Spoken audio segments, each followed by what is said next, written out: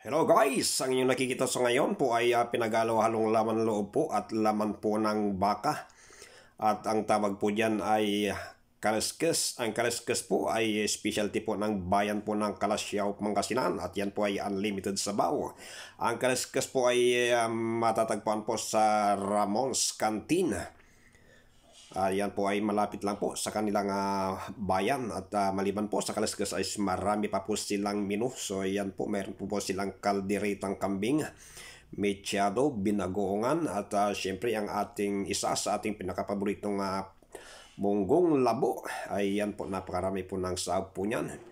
So meron din po silang adobong tuyo at ayan po ay kalderitang baka naman po yan. So maliban po dyan ay mayroon din po silang kilawin at syempre mayroon din po silang ibang putahe katulad po ng fried chicken. Pero ang aking in-order po ay ang aking paboritong kaliskes na nilagyan po ng dahon ng sibuyas at pinatakan ng kalamansi at unlimited po ang sili. Ganon din po ang sabaw, mga ka-rails ay unlimited din po. So yan, ang aking magina naman po ay iba rin po ang kanilang in-order at kami po ay magkakaiba. Pero ako po ay ang aking paborito ang aking in-order at yan po ay dinayo ko pa po sa bayan ng Kalasyaw. Maraming salamat po.